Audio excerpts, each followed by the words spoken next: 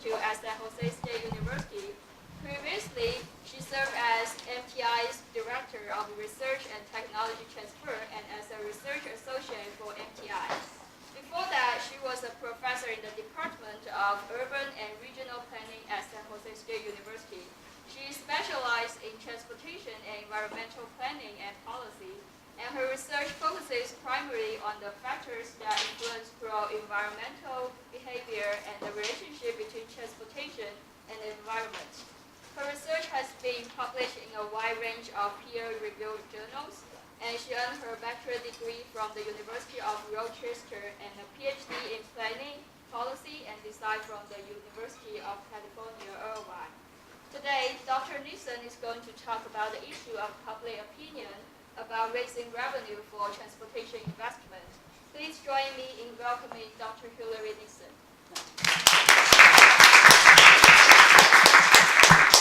Thank you so much. I am absolutely delighted to be here. It is not the first time I have had folks comment on my rather unusual presidential sounding names. It was kind of fun to hear that again. So as mentioned, my name is Dr. Hilary Nixon. I'm at San Jose State University. And I should note before I jump into the talk that all of this work that I'm going to talk about today has been done with my wonderful colleague and co-author, Dr. Weinstein Agrawal, who's actually an alumni here from Berkeley, the Go Bears, and I believe is probably presented here in ITS seminar previously, maybe multiple times. And all of our work has been funded through the generous support of the Mineta Transportation Institute.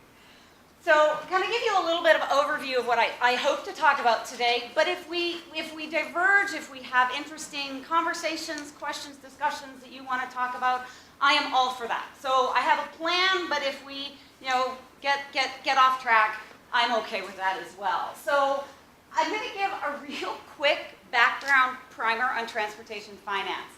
I'm guessing that there are some people in this room that know as much, if not way more, about transportation finance here in the United States than I do. And then there's probably folks that are be like, what? We pay a gas tax? And it's not something that, gets raised every single year, and it's not, 75% of what a gallon of gas costs?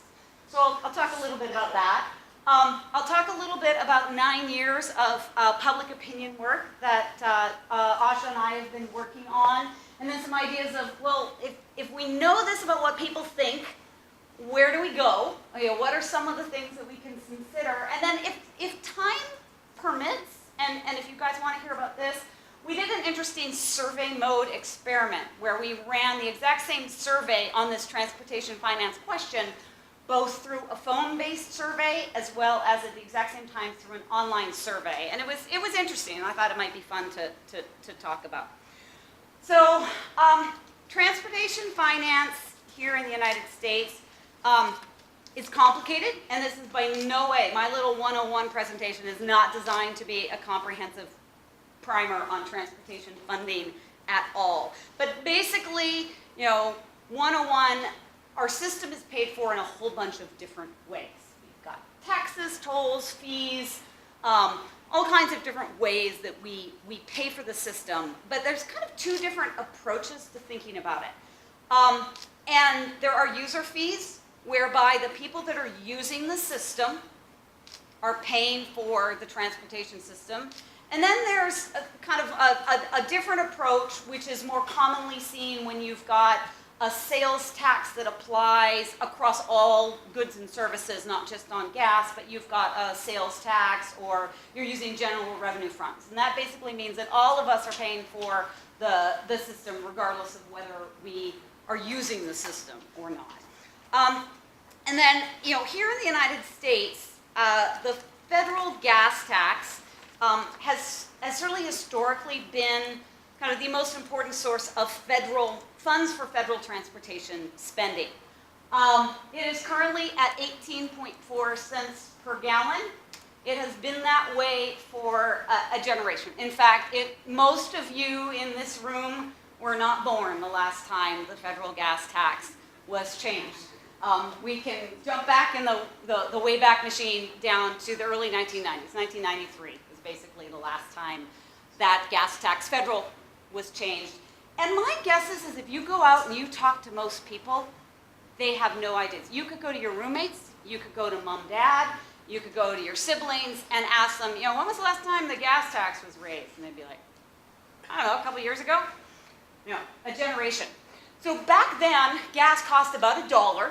In today's, with inflation, I think you're probably looking at that dollar's worth about $1.74 today. So you think about kind of the purchasing power and what has happened to that 18.4 cents per gallon. And what do we do about that? I mean, costs have risen. Our system, we're there every day on the roads impacting our system, our cars, our trucks, our buses. And at the same time, purchasing power has declined. We've also seen an increase in fuel efficiency, particularly in the last few years you've seen a growth. There was a huge increase in fuel efficiency in the United States in the 1970s when they put in place these CAFE, corporate average fuel economy standards. And so you had a big increase in the 1970s into the 80s. They kind of stabilized for a little while, and you're seeing them increase again since the mid-2000s as a result of some policies put in place with the last federal administration. I think we're right now, model year 16 is somewhere around 24.7 miles per gallon. But that means is that cars can travel a whole lot further on a single gallon of gas. So you've got purchasing power declining, fuel efficiency growing up. You've also got growth in alternative fuel vehicles. And many alternative fuels do have a tax basis. They are taxed. But I guess what I'm really thinking about here is the transition into electric vehicles. And while there's still a really small percentage of the total cars on the road, and even the number of annual sales, it's still not a huge portion of our annual new vehicle sales, but it is growing. And how do you deal with a financing system that is reliant pretty heavily on people going to the gas pump to put gas in their vehicle, as opposed to a system where there are cars on the road that never have to visit a gas station? So talking a little bit about state taxes. So at the federal level, there really hasn't been a whole lot of movement on the federal front with regards to thinking about increasing the federal gas tax. There's been conversation. If you do a Google search on federal gas tax and increase, you'll get all kinds of newspaper articles about, well, people are talking about it. President Trump has made some conversations and comments, among many comments that have been made about raising the gas tax. But there's still really nothing happening at the federal level. So states have taken it on themselves to say, okay, we're not going to do anything at the federal level, or we can't get something done. Let's do something at the state level. So more than half of the states, plus the District of Columbia, have increased their gas tax since 2013. And about half of those have indexed those gas tax increases to inflation, which is an interesting change. Oh, sir. Oh, that's a good idea. I don't disagree with you. and which is an interesting change, because prior to that time, prior to the last few years, I think only a few, 3-4 states might have indexed their gas taxes to inflation. So they're recognizing that they have to address that inflation purchasing power issue. Some of you might have been hearing news conversations recently here in California. We just, as of January 1st, 2018, increased our gas tax through Senate Bill 1. So Senate Bill 1 does a variety of different things, but kind of most people are talking about the 12 cents increase to 12 cents per gallon increase on the gas tax. There's also, I think, about a 20-cent increase on diesel, increases on vehicle license fees. So depending on the value of your vehicle vehicle license fee that you pay will go up anywhere between, I think, somewhere around $25 and about $175. And then recognizing this issue about electric vehicles. Not a perfect solution yet, because, if you put too much of a charge on electric vehicles, do you dissuade them from possibly purchasing an electric vehicle, which we may want for environmental benefits and other purposes? But they have, implemented as part of Senate Bill 1, a $100 electric vehicle fee that will go in. I didn't mean to say model year 2020. I meant to say, I think it's fiscal year 2020. Nothing like, being a transportation person and talking about model years all the time. So that's kind of the state that we're at in terms of gas taxes and a little bit about California. California's, the purposes, so a large percentage of the money, I think it's around $5.4 billion a year, will go towards maintenance and rehabilitation. Recognizing that our roads, our big bridges are kind of the linchpins of our transportation system, and we have to do something to address the potholes, structural repairs, those kind of things. But money does go to transit, to local streets, planning, so there's some that gets retained at Caltrans for the state highway system, some that will go down to local governments for planning purposes, bike ped. My university system, the Cal State system, and your university system have both benefited from Senate Bill 1. Of that $5 billion a year, $5 million go to the UCs for important transportation research, and $2 million go to the CSU system on an annual basis, and some other transportation-related purposes. So, kind of thinking about the research and kind of where Asha and I got started, there is this conventional wisdom. People don't like taxes. No new taxes. It's what is that? The third rail of politics is when you start talking about increasing taxes. People like tax decreases. They don't like tax increases. But is that really the case? So one of the things that Asha and I have done over the last decade is we collect public opinion polls. We collect lots and lots of public opinion polls. So we have about a decade's worth of polls. Anytime they are talking about public opinion related to transportation, we're looking for it with a particular eye on polls that ask questions about finance. And it falls into kind of three main categories: gas taxes, mileage fees, as well as sales taxes. So, kind of framing this, one of the hard things to do when you're looking across a wide range of different programs, policies, in this case public opinion polls, is you can't really compare apples to apples. They frame the questions differently, they have different audiences, they may come from one more reliable source from another source, but collectively we try and look at them. In general, you see that sales tax, we've collected about 71 surveys, and 53% of those had majority support for some kind of sales tax increase. Well, you can kind of understand why that happens. Usually sales taxes are teeny tiny little amounts. It's a half cent, it's a quarter cent. And they get spread out over lots of users. So lots of people, whether you are, you're going to buy dish soap or hair shampoo, you're paying a sales tax and it goes up by a tiny little amount. So it's easier to get support for that kind of thing.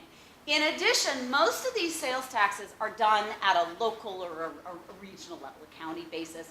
So people feel a connection, an ownership. They feel like that money is going to have some kind of direct day-to-day benefit to them. It's hard when you think about the gas tax. So the gas tax goes into a federal pot, the Highway Trust Fund, and here I am in San Jose, and the money I'm paying in my gas tax, well, it may go benefit a bridge project in Alaska or Alabama.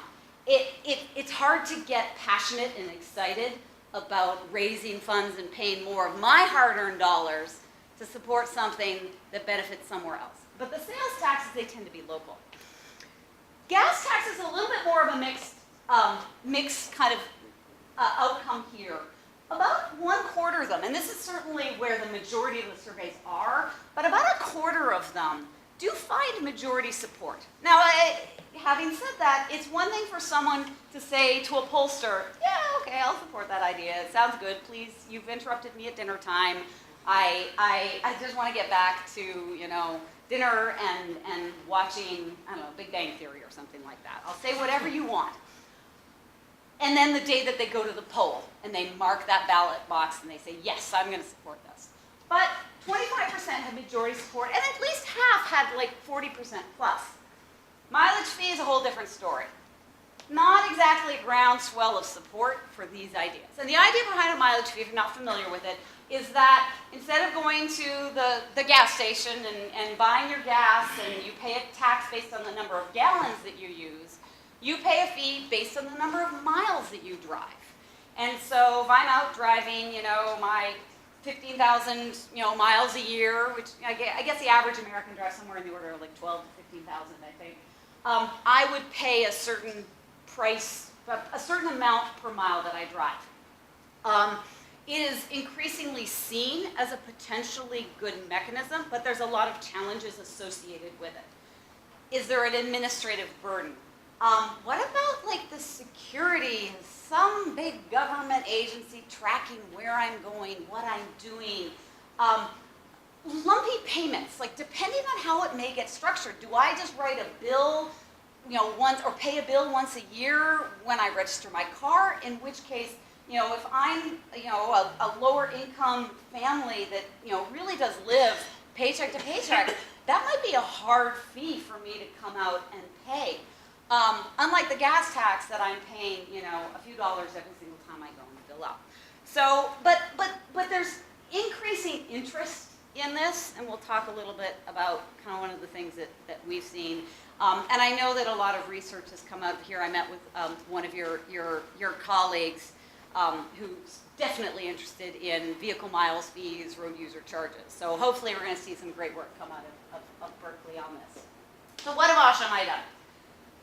Annual surveys, we run them spring every year. We do avoid April 15th and tax day, but we run them in the spring every year for the last 9 years. These are your standard, typical random digit dial phone survey. We do it nationwide. We do get both landline and cell, so for any of you like, oh, wait a minute, there's all kinds of people that don't have a landline, they're using cell phones. And in fact, we have about 40% of our respondents that we reach through cell phone. And we get, 1,200, 1,500 respondents each year. And what we've done to kind of develop a trend is we repeat pretty much the exact same set of questions every year. Certainly all of the tax policies and tax variations have been identical, worded the same, structured the same, positioned in the same way in the survey, asked the same way every single year. In general, the survey asks things like people's opinions about the transportation system, rating the condition of roads and highways in their area. We ask them about what priority the government should place on kind of certain issues such as reducing traffic congestion, road maintenance, expanding or improving transit. We then, kind of the heart of the survey focuses on these different taxes, and we ask people level of support or opposition for 10 different tax variations, and I'll talk about them more in the next slide. A standard set of demographic, socioeconomic, travel behavior. And then actually for several years, we had the ability to do an entire section on public transit. So there was a section that really just honed in and looked at what does the typical person think about public transit, and should gas tax money be paid for public transit, and all those kind of things. The taxes that we look at, there's the three types. There's the gas tax, the mileage tax, and then we actually ask about a half-cent national sales tax as well. The mileage tax, we have two variations, and we're almost always looking at a base case with the gas and the mileage, and then some variation of that base case. And people are always presented with the base case first. In the mileage fee, it was just you pay a penny a mile. The variation is that the average amount collected works out to the equivalent of a penny a mile, but the rate varies by vehicle emissions. So, low emissions vehicles would pay less, higher emission vehicles would pay more, with the idea of you can sort of capture that disincentive piece that I talked about with things like electric vehicles. The gas tax, again, we set up a base case, and people are actually told that the current federal tax is 18 cents per mile. I know it's 18.4, but You know, people aren't often hearing you really well, and so we say it's 18 cents per mile, and that we increase it by 18 cents per gallon. We'd increase it by 10 cents immediately. That's just what the increase. And then we give them variations of it. And we kind of try and look at how does relative support change based on these variations. So we have one where we phase it 2 cents a year. Then we have a series of 4 variations where we're really honing in on where that revenue is going. The base case, we just say general transportation. We are saying transportation, but we are not giving any specific projects. Then we focus in on these ideas of if people knew where that money was going, and this was an issue they felt was really important, passionate about, would it resonate more with them? And so we have projects for local air pollution, global warming, maintenance, safety, and then we gave them one variation where, and stepping back, most people have no idea what they pay in fuel taxes. They really don't. They're not running these mathematical calculations every time they go and they fill up at the gas tanks. So we give them a little bit of information, not necessarily about how they personally, it would be great to be able to do that and do that quick calculation on the fly, but we say, you know, a typical person, you know, in the United States based on kind of average vehicle type, average miles driven, this additional 10 cents per gallon fee would cost them, I think, about $100 a year. And we give them that information, and does that change their opinion in terms of their support? So what do we find? Well, certainly on the mileage and gas tax, not exactly a robust mandate for a politician to go out and say, yep, I'm going to support and advocate for raising the gas tax or putting it in a mileage fee. Pretty low. This was 2018's results. The sales tax, you do get majority support. Again, this is a tiny little sales tax. And practically speaking, I don't think a national sales tax with a national sales tax would fly here in the United States in this way. It's just not the way the political environment, I think, is structured per se. And I think we have a history of reserving sales taxes for local or state level activities, not at a national level. But people seem to like the idea. But so what happens when we put in place these variations? Not surprising, you know, the more information people get about things, support goes up. And I knew that. And you know, we get this all the time when we give these presentations. But like, of course support goes up. You know, you've given people a little bit more information. We are less interested in any one particular tax variation policy and much more interested in how does relative support change. You know, the different variations, the different, you know, purposes that we may be putting for the tax revenue. But you see it goes up. You know, and certain people do resonate more or less with different areas. Without question, maintenance and safety, definitely the superstars in terms of people's support. This is just kind of a different way of looking at that same, yeah. Sorry, just curious, do you ask each respondent their opinions on every variation, or do you? Yes. Okay. Yeah. We do. So, and it's an interesting question because there are different survey designs where you could put it together, but we do ask on every single one. And we rotate it around, so they're not always getting them in the same order every single time. So this looks at the 2018 results, but is just looking at that increase in support over those base cases. So even that mileage fee, you know, we just don't see a ton of, you know, support nationwide for. We see that support goes up almost 20%. With the safety and the maintenance, you're nearly doubling support when you give these people the information that this is going to a cause that we really care about. You know, this is something that's important for us. Run quickly through kind of, you know, well, does people's personal characteristics matter? This, and one caveat, this is all results based on univariate statistics. We do have some multivariate modeling that I'll show quickly. There are definitely some patterns that come up in this univariate, you know, just your base level support, you know, where we see non-whites tend to be more supportive, lower income, younger adults. And, you know, political affiliation, not particularly surprising. We see Democrats who seem to, you know, like these a little bit more than other political affiliation.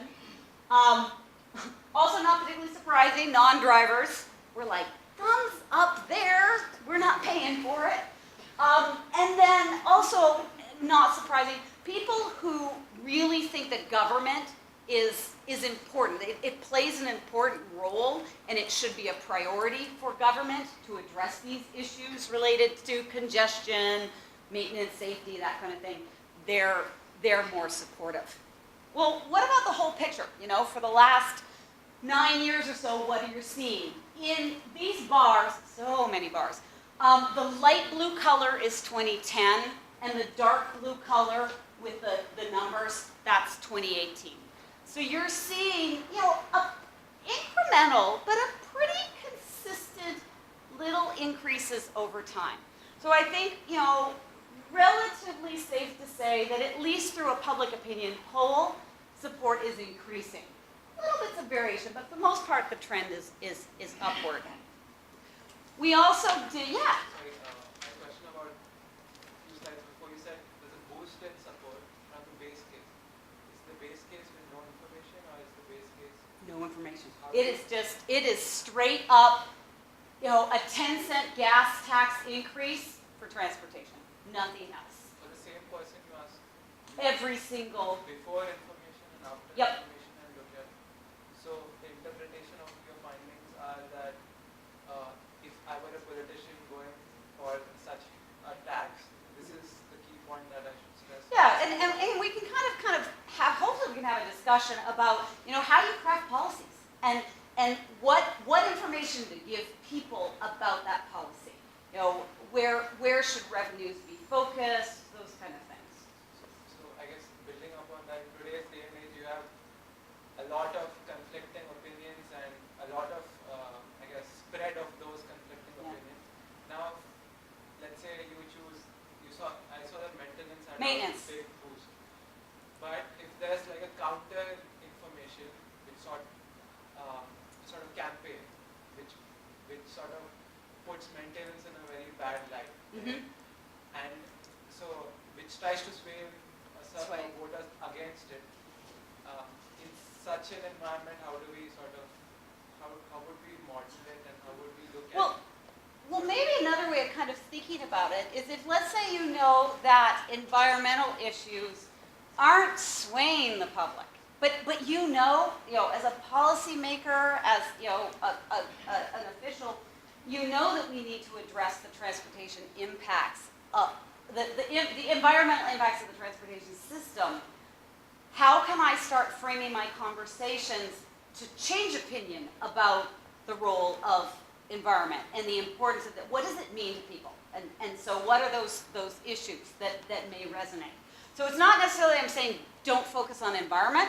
What I'm saying is that the environment is not necessarily that thing that resonates. If that's the story you want to tell, how do we change people's opinion about environmental concerns? And we cannot. So there's different ways of kind of thinking about it, but it's an excellent point, and I love it. So, multivariate analysis. We pooled the data set because we needed to get a larger sample size to look at some of the individual characteristics that we had. Because when you just had the data set of 1,500 on a yearly basis, there just wasn't going to be enough to give us the nuances that we want. So we pooled it. We ran a pretty standard logistic regression. And I never give one of these presentations without saying, I like modeling, but I am by no stretch of the imagination a modeling guru. So if there are people out there in this room or in your network that want to slice, dice, do some really neat work with this data set, Asha and I are almost always willing to collaborate, to look at some opportunity. We have these great data sets, and we'd love to do some really robust, interesting things with them. So put that in the back of your mind. Pretty standard logistic regression. Set of independent variables, your demographics, travel behavior, transportation opinions, that kind of thing. The one approach we took here was, again, we weren't necessarily looking to get I guess, the best perfect model for any one tax variant. We gave each, in the modeling, every single model, and we did each one of these tax variants, we used all the same set of predictor variables, the same set of independent variables. And we were really looking at kind of how do these compare across the set of models. So what we found, age and gender, they kind of showed up as significant across all of these models. Older adults, far less supportive. Females, interestingly, had different levels of prediction, more supportive for the green variant, the environmental variant, less supportive of some of the others. Again, not surprisingly, political affiliation matters. Democrats were always more supportive. The one that never came up as political affiliation being statistically significant was for maintenance. And we're like, huh, that's interesting. Well, everybody loves maintenance. It was without question, you know, Republicans, Democrats, no political affiliation.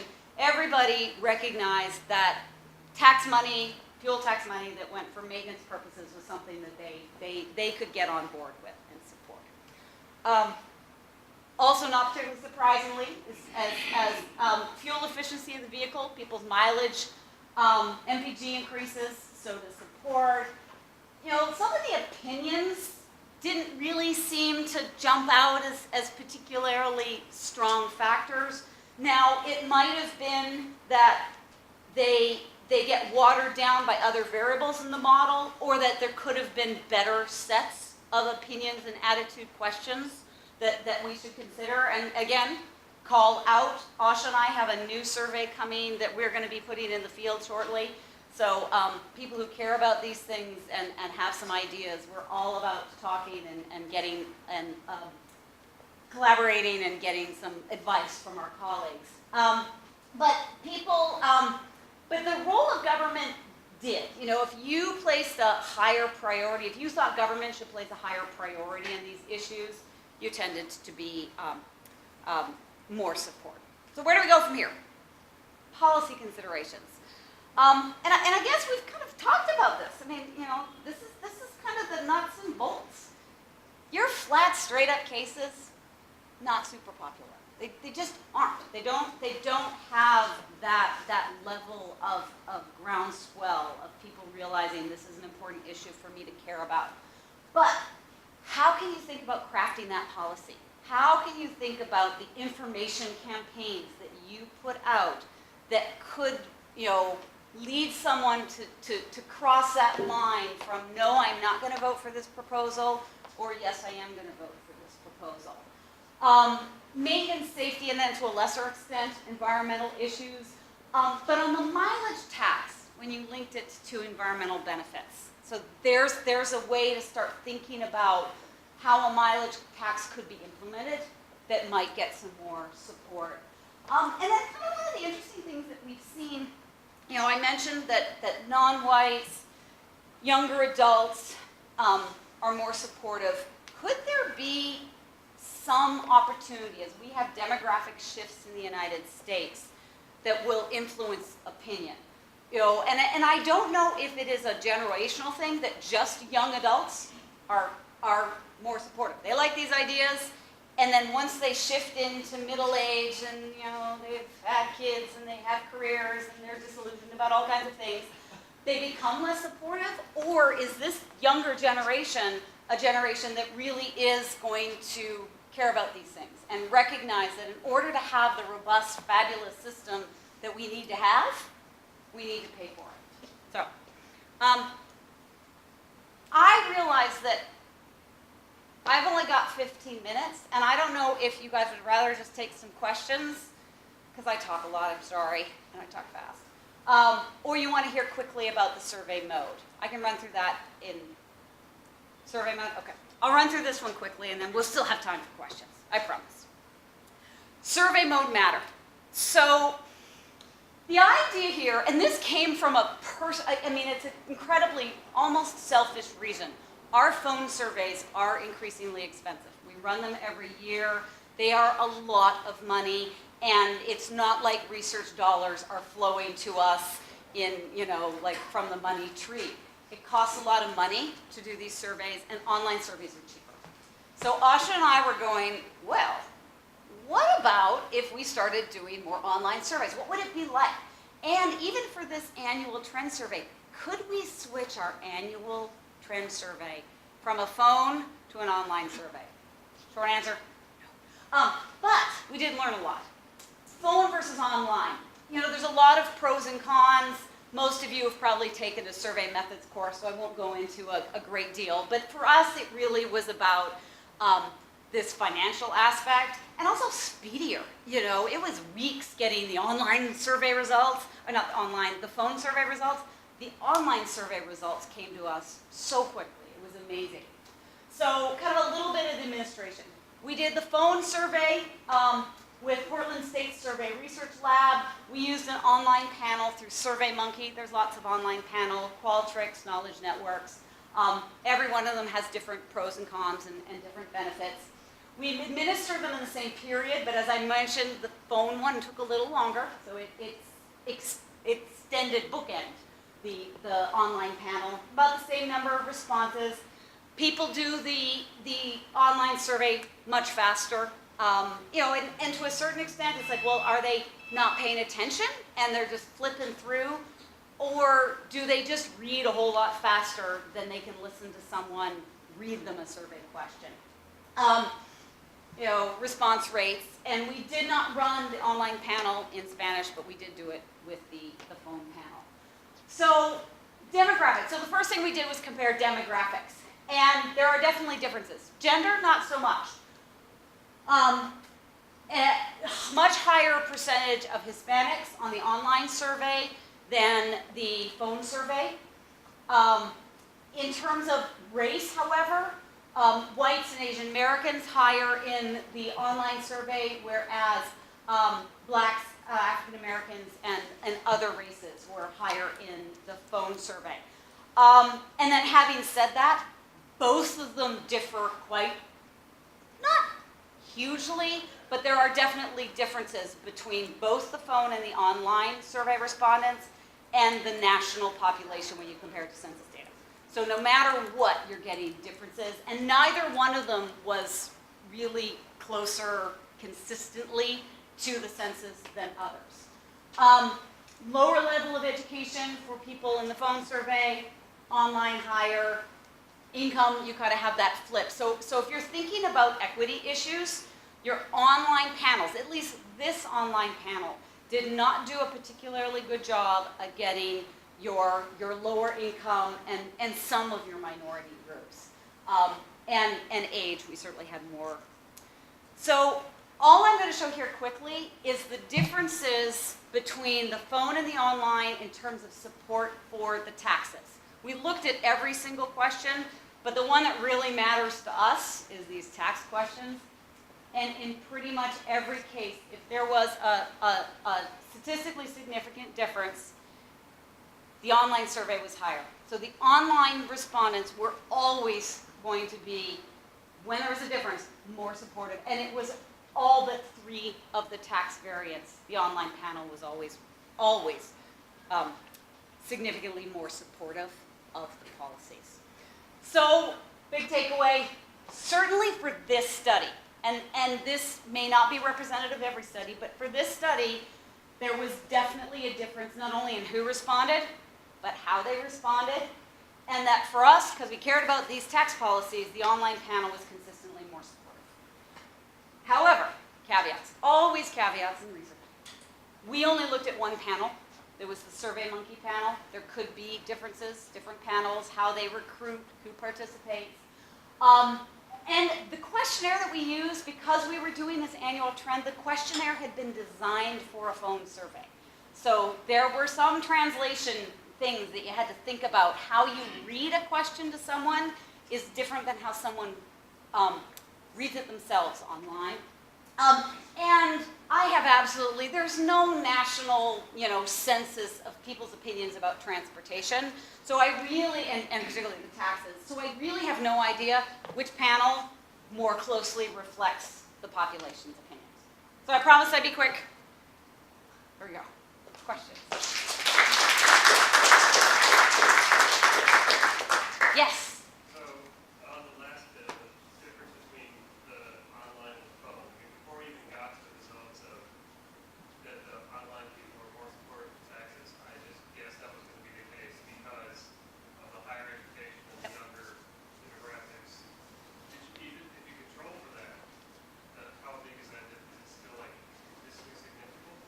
So we did some weighting, but I don't know the answer. So if that is something that interests you, like you want to collaborate, I would love to explore it in more depth. We did do some weighting, but I think you could do a much more robust job. We've done it pretty quickly, but I would love to answer that question. Okay. Alex. If you do a comparison between the phone and the online, the same group of people, No, I would But- tell you. yeah, no, but I really like that. That's a kind of an interesting idea. No, the phone so they were not the same people at all. The online panel is kind of just came from the SurveyMonkey, and the likelihood that any one of those people was also living in my inconvenient calling you in the middle of dinner phone survey, probably nil. But it's an interesting idea. Would the same people answer differently in two different ways? Personally, I probably do different. I know, actually, it's a really interesting question. I like that idea. Yeah. Hi. What is your support rate? Is that from total sample?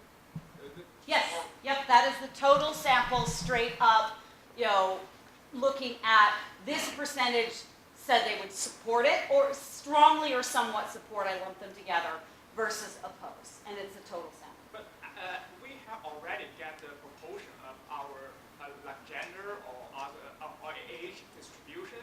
So why can't we just adjust this support rate to match the real distribution of? Oh, we do. So I hear what you're saying.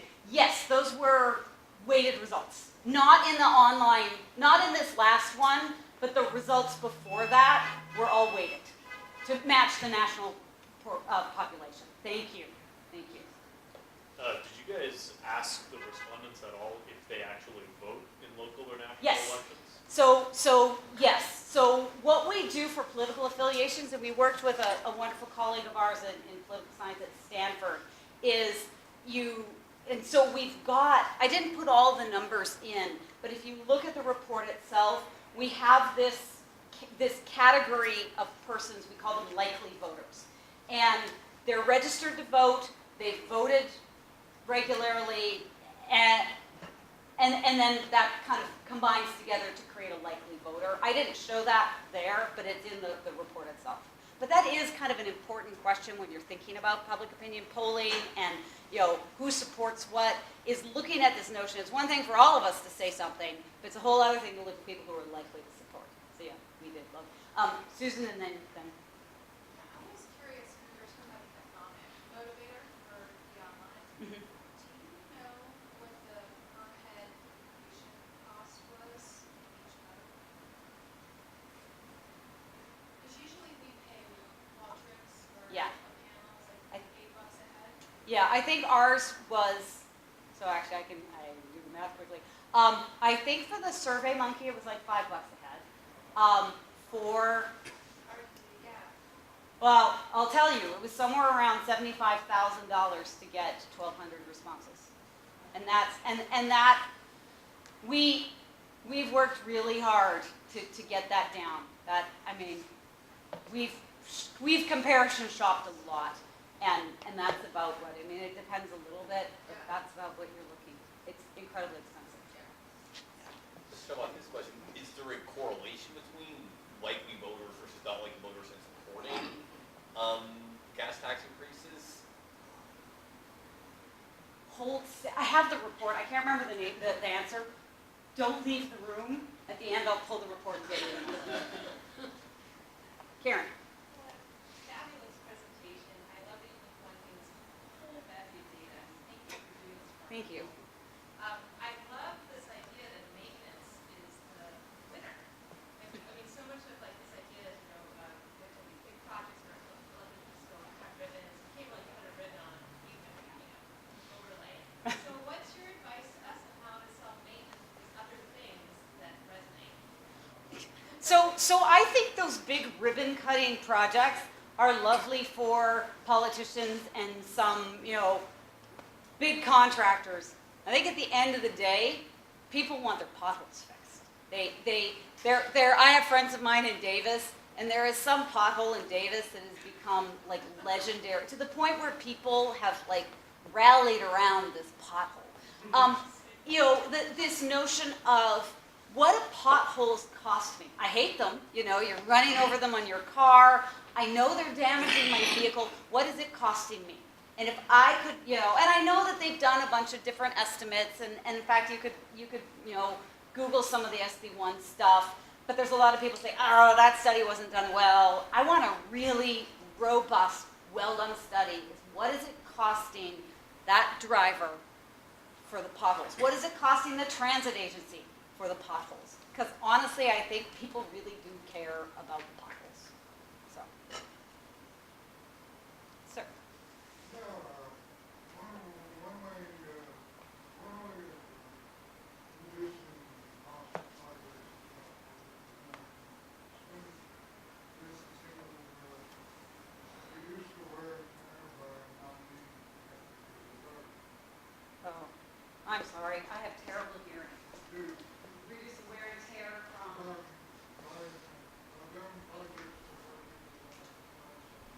Oh, absolutely. Absolutely. Like in Europe, road big houses. Oh, absolutely. So, and I don't disagree. I'm drinking the Kool-Aid there with you, sir. I think we still have a country and a land use settlement pattern and a suburban frame of mind that still has us thinking about the white picket fence, the suburban home, the backyard, the front yard, that's still being built for a lot of places as the American dream. That's what you're aspiring to. And I don't know how you have that conversation. I think a lot of you in this room are starting to think differently about what type of quality of life do I have, and how do I have that incredible quality of life in a more urban environment where instead of providing my own personal park, I'm taking advantage and supporting local, you know, city, you know, regional recreational activities.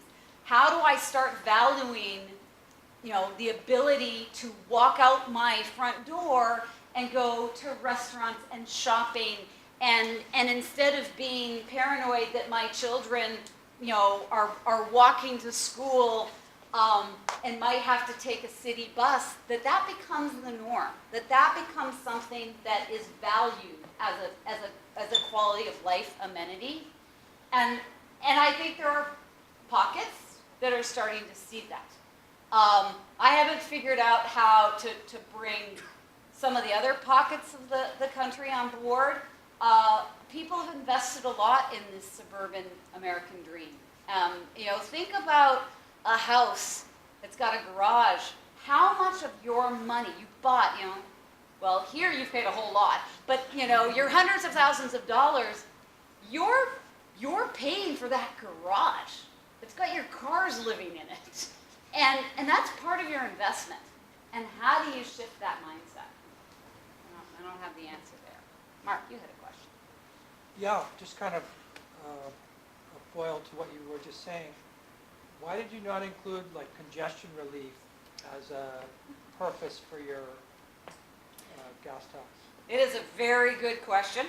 I wish Asha was here with me, and I will channel her, and forgive me if I've channeled her incorrectly. I think we've talked a lot about this, and I don't know that either one of us is 100% convinced that congestion relief is something yeah, congestion's a good thing. How do I say that? How do I say that congestion is a good thing? It's a sign of a healthy economy. So I think, but it brings up a really good point, is that people care about congestion. And in fact, in the survey that we're going to have go out this fall, which will have a California focus, we're going to talk about congestion and try to get people's opinions on what would reduce congestion. You don't build your way out of congestion. You don't. So any engineers here in the room, you're not going to build your way out of congestion. More lanes are not the solution.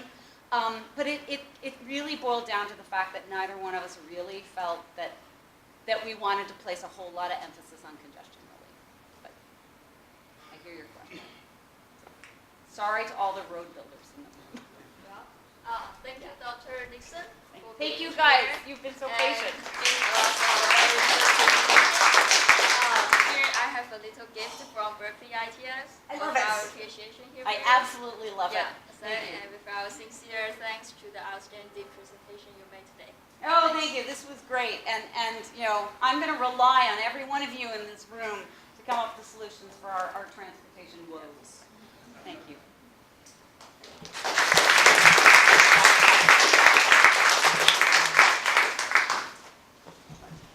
Don't ask me that question. Just like, don't ask me that question.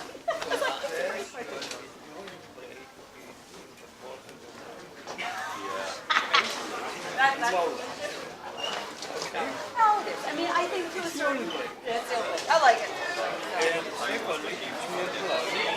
Yeah, we're all for it.